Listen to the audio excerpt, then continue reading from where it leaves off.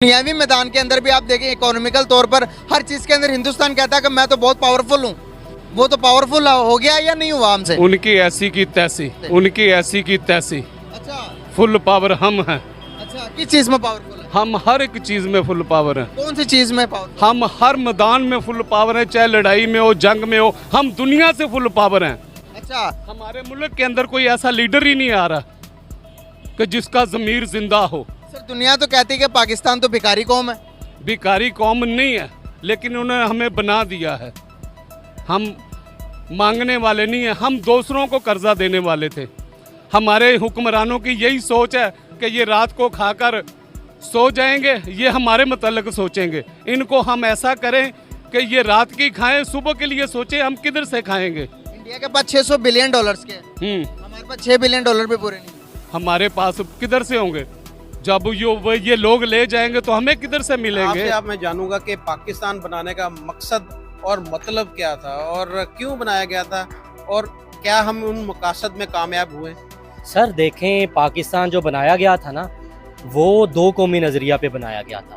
अब पहले दो कौमी नज़रिया के कॉन्सेप्ट को समझे आप। दो कौमी नज़रिया का मतलब कि कायदे आज़म ने सबसे पहले कहा था कि यहाँ पर दो कौमें आबाद हैं, एक मुसलमान और एक हिंदू, जो सबसे ज़्यादा मेजोरिटी में। और इनका रहन सहन, इनका खाना पीना, इनका उठना बैठना, इनका इबादत करना और ये जो मजहबी बाकी सारी चीज़ें प्रैक्टिस जिस किस्म की भी है, मजहबी रिलीजियस प्रैक्टिस, वो सब की एक दूसरे से डिफरेंट है।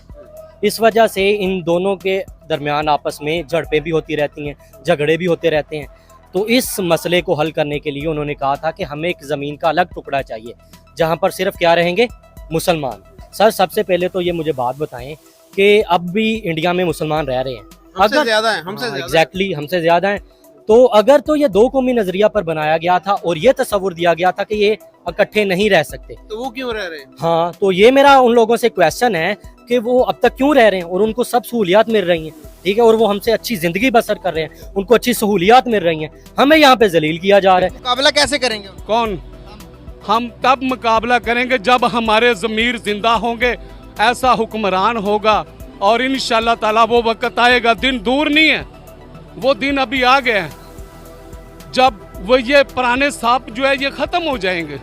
आप जैसी नई नस्ल आएगी, वो इस मुल्क का पाकिस्तान वो बनेंगे। आईटी में वो दुनिया से बहुत आगे चलेंगे। कौन? इंडिया। कोई इंडिया तो कुछ भी, वो तो हमारी जेब में है। इंडिया तो कुछ भी, वो तो हमारी जेब में है। इंडिया तो कुछ नहीं, ये पूरा दुनिया हमारी जेब में है। आपने कहा हिंदुस्तान मेरी जेब में है। सर हमारे पाकिस्तान की कुल जीडीपी जितनी, जिसे कहते हैं ग्रॉस डोमेस्टिक प्रोडक्ट, कुल जीडीपी के जितना सिर्फ और सिर्फ हिंदुस्तान का एक स्टेट है, महाराष्ट्र, उनका एक स्टेट के बराबर हमारे पूरा पाकिस्तान है। हम चाहे उनके कुछ भी ना हो, उन हमारे एक आदमी का वो 100 भी है ना, तो हमारे लिए वो कुछ नहीं है, क्योंकि हमारे अंदर ईमान का जज्बा और ताकत है। हम जब भी खड़े होंगे इंशाल्लाह ताला ईमान हमारा जिंदा होगा, हम जाग जाएंगे। और ये कुछ भी नहीं है, ये तो क्या, यह पूरी दुनिया कुछ नहीं है। अभी ये फलस्तीन का देखो, क्या वो अमेरिका की सबको मैच वो कर रहे हैं, हमारे क्या, इनको क्या हुआ?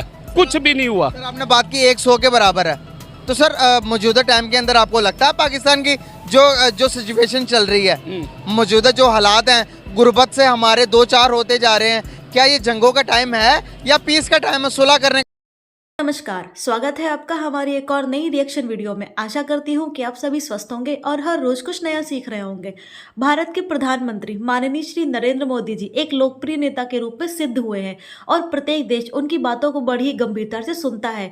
और नरेंद्र मोदी जी भी भारतीय संस्कृति को हमेशा से ही देश और दुनिया के आगे रखते आए हैं और हमेशा उसे बढ़ावा देते हैं। हमारे प्रधानमंत्री श्री नरेंद्र मोदी जी को एक कट्टरवादी विचारधारा का बताते हैं, लेकिन वही प्रधानमंत्री जो मंदिर भी जाते हैं, मस्जिद भी जाते हैं, गुरुद्वारे भी जाते हैं। और साथ ही आपको क्या लगता है कि 2024 के लोकसभा चुनाव में क्या बीजेपी दोबारा से अपनी सरकार बना पाएगी? अपनी राय हमें कमेंट बॉक्स में अवश्य बताएं। और आगे की वीडियो बहुत ही इंटरेस्टिंग होने वाली है, क्योंकि पाकिस्तान जो कि अपने आप को एक कट्टर मुस्लिम इस्लामिक राष्ट्र मानता है, आगे की वीडियो बहुत ही इंटरेस्टिंग होने वाली है, क्योंकि आगे हम देखेंगे कि पाकिस्तानी इस पर कैसे रिएक्ट करते हैं। क्यों हमें यहाँ पे कलमे के नाम पे सियासत खेली जा रही है, हमारे साथ दो कौमी नजरिया की बुनियाद पे सियासत खेली जा रही है। यार यही फर्क है जो मैं बताना चाहता हूँ कि ला इलाहा इल्लल्लाह और दो कौमी नजरिया, ये ढकोसला है यार सारा। मुझे फिर मेरी बेसिक्स नीड प्रोवाइड करो यार। मैं इधर कहीं चला जाऊं, मैं हॉस्पिटल में चला जाऊं, मुझे अगर सिफारिश ना हो तो मैं आगे नहीं जा सकता। ये कैसा ला इलाहा इल्लल्लाह मोहम्मद रसूलुल्लाह पे बना पाकिस्तान है यार। मैं यहाँ अगर पुलिस स्टेशन में चला जाऊं तो पुलिस स्टेशन वाले मुझ पे 3-4 और केस करके 3-4 और पर्चे काट के मुझे नए किसी केस में फंसा देते हैं। चरस जो किसी और से पकड़ते हैं, पकड़ने के बाद उससे पैसे लेते हैं कि तुम्हारे पास चर्च कहाँ से आई, और वो चर्च का पर्चा या मुकदमा किसी गरीब आदमी पे या किसी ऐसे आदमी पे जिसका बेचारे का लेना देना ही नहीं होता उस पर डाल देते हैं। ये बनाना था पाकिस्तान, ये है ला इलाहा इल्लल्लाह मोहम्मद रसूलुल्लाह पे बना पाकिस्तान। ये है वो पाकिस्तान जिसके बारे में बयान किया जाता है कि 2 कौमी नजरिया। ढकोसला है सर सारा। कौन सा 2 कौमी नजरिया? मुझे आप बताएं कि फिर हिंदू अब वहाँ पे मेजोरिटी में है। अगर तो ये कह रहे थे कि नहीं इकट्ठे नहीं रह सकते, तो अब तो जुल्म होना चाहिए, मुसलमान तो खत्म होने जाने चाहिए। इंडिया में पाकिस्तान से ज्यादा मुसलमान है, कैसे रह रहे हैं वो? और कभी उन्होंने कहा हो कि पाकिस्तान आके हमें बचा लो, हम मर रहे हैं, हमारे साथ जुल्म हो रहा है, हमारे साथ गलत हो रहा है? नहीं, उल्टा वो जुर्रत से बात करते हैं सर। हमारी तरह बुज़दिल लोग नहीं है वो। पीछे हिजाब का मुद्दा हुआ था तो पाकिस्तान वाले ऐसे ही बोलने लग गए, उनका मसला है यार, उनको डिस्कस करने दो। तुम्हारे पाकिस्तान के अपने मसले हल नहीं होते और तुम इंडिया के मसलों में टांग अड़ा रहे हो। ये तुम लोगों को हक किसने दिया बाकी दूसरे मुल्क के मसलों में बोलो? मुझे पाकिस्तानी पॉलिटिक्स से ज्यादा, पॉलिटिशियन से ज्यादा, पॉलिटिक्स से ज्यादा इंडियन पॉलिटिक्स या Indian politician, Indian Muslim politician या हिंदू भी कुछ हैं, वो ज्यादा अच्छे लगते हैं। ये डरपोक लोग हैं सर, वो ये निकलते नहीं है बाहर। अपने तुम्हारे मसाइल हल नहीं हो रहे और तुम इंडिया के मसाइल में टांग अड़ा रहे हो। इंडिया को वो हिजाब का मुद्दा था यार, अपना पहले हक तो हासिल कर लो, अपने पॉलिटिशियंस के खिलाफ तो बोलो।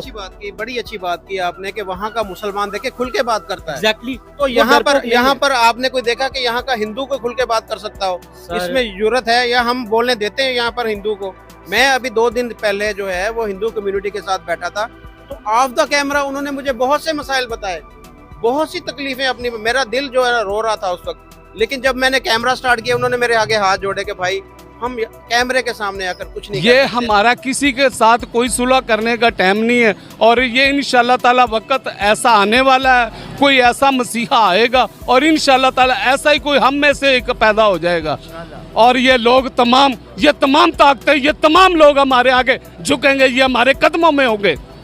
कैसे हो? ईमान है और ये इंशाल्लाह ताला वक्त आने वाला है। सर उस चीज के लिए हमें पहले एजुकेशन तो हासिल करनी पड़ेगी, हमें तालीम। सब कुछ है, एजुकेशन कुछ भी नहीं है। बाबा बुल्ले शाह दा शेर गल एक नुक्ते ते मुकदी है, सच आखिया भांबड़ मचदे ने ते मुंह आई बात ना रहंदी है। झूठ आखना कुछ बचदा है, सच आखना सब लुटदा है ते मुंह आई बात ना रहंदी है। साडे सब कुछ है लेकिन इन्हां दे विच की, इन्हां दे विच कि लालच बड़िया है। लालच ज़मीर इनके मुर्दा हो गए हैं, इनके अंदर एक पैसे की हवस पड़ गई है, गाड़ियों, बंगले, बैंक बैलेंस, ये तमाम है। और हमारे अंदर ऐसे जवान हैं जिनको ये मौका ही नहीं मिल रहा, जिनको ये मौका दिया नहीं जा रहा। एक सवाल है, दुनिया हमारे मिडिल ईस्ट जितना भी अरब इमारात की, सर उन्होंने भी पाकिस्तान का साथ छोड़ दिया हुआ है। पाकिस्तान हमारे वीज़े देने बंद कर दिए। वो कहते हैं कि भाई पाकिस्तानी जिन सिटीज़ से आकर यहाँ पर आकर भीख मांगना शुरू कर देते हैं, उन्होंने भी हमारा बायकॉट कर दिया। आप देखिए तुर्की हमारा बरादर मुल्क है, वो कहता वो भी हमें वीज़े नहीं देता, वो भी बायकॉट पाकिस्तानी चला रहा है। लेकिन वहाँ पर हिंदुस्तानियों को, इंडियंस को बुला लेता, वहाँ पर कहता भाई वेलकम इंडियंस, आओ आप। ये हमारे किसी बंदे का, हमारे पाकिस्तानी का कसूर नहीं है, यहाँ हमारी अवाम पब्लिक का कसूर है। ये सब हमारे हुक्मरान ऊपर बैठे हुए हैं ना। सर हुक्मरान भी तो कुरान मजीद में अल्लाह ताला ने फरमाया है, आप में से ही किसी एक को उठाकर मैं आपके सर पे मुसल्लत करूंगा। मेरे यार बात ये है कि हुक्मरान जब आएगा ना कोई ईमान वाला, जिसका ज़मीर, हमें ईमानदार होना पड़ेगा। हमें अपने ज़मीर तो हमारे ईमानदार हैं और हम खुद हैं। हमें कोई ऐसा मिल नहीं रहा कि जो हमें ऐसा रहबर मिले जैसा कि जो हमें बता, क्लियर कट बात बताए। ये तो हम सब लोग ही ऐसे हैं। क्या है हमारे आगे? क्या हमने जो कुछ भी किया, हमने हर एक, जब खाना काबा पे कब्जा हुआ था तमाम मुल्कों ने कहा था कि हम नहीं छुड़ा सकते, तो कौन गया था? पाकिस्तान, जिसने गोली भी नहीं चलाई थी और सब आज़ादी ली थी इसराइल से। इसराइल क्या है? वो हमारी जेब में है। हमारे क्या, हमारे हुक्मरान ऐसे नहीं है, वो गलत है। हमारे कमांड ऑफ कंट्रोल गलत है।